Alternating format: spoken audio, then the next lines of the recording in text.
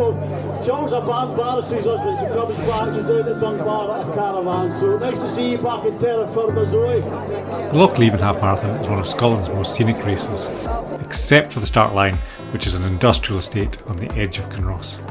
But I've always enjoyed the contrast of the start and the beauty of the rest of the course. Normally the race is held on a Saturday on open roads, but this year for the first time it was a closed road race, which was interesting because despite the roads being fully closed, everyone still ran in the left lane. You'll see in this video that I ran in the right lane, which probably says a lot about my personality.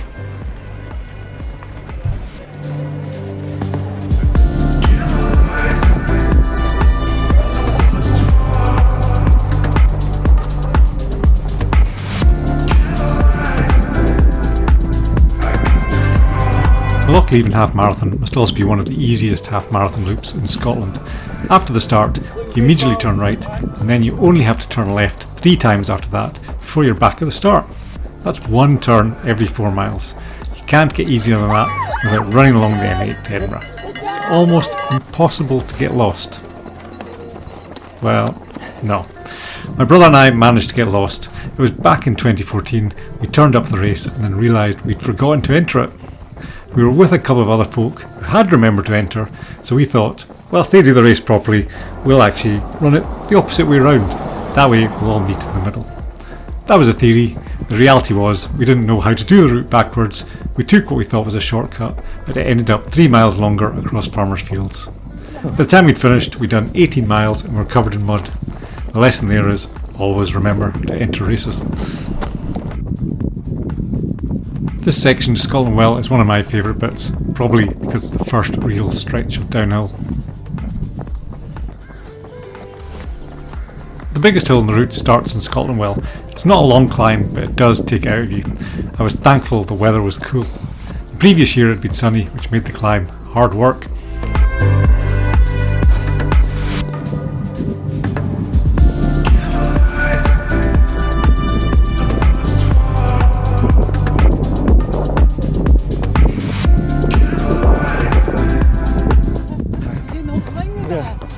Thanks. It's got a selfie stick.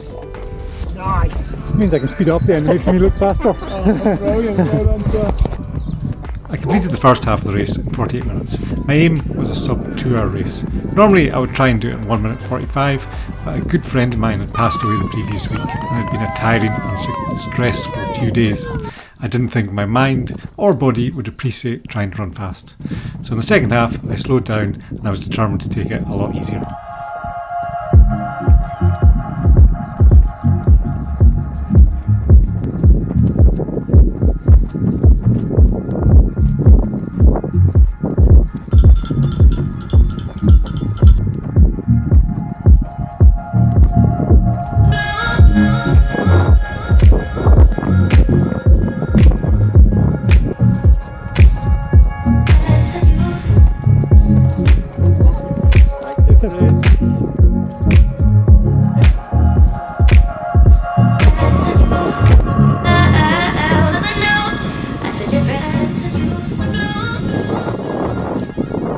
The last part of the race joins the trail path that goes all the way around Loch Leven. One of the houses it passes by was used by Justin Bieber when he was last in Scotland, although I didn't spot any pop stars today.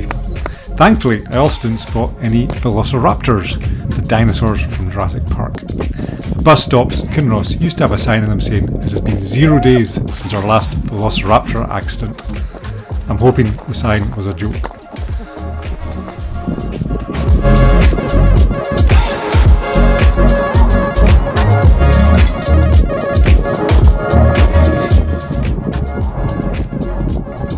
To get this footage, I use a 360 camera on a long stick. The camera is clever enough to remove the stick from the footage.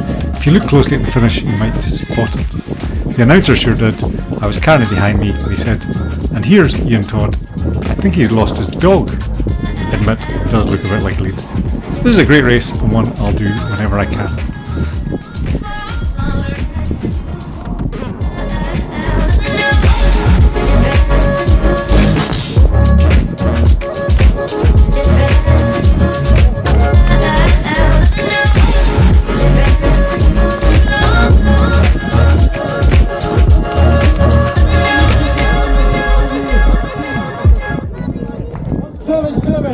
Todd, you've lost your dog here. Oh, it's a GoPro. Oh, thanks very much. Thank you. Alison Gray. Gray's standing up alongside us. Joe Dixon just overtaking the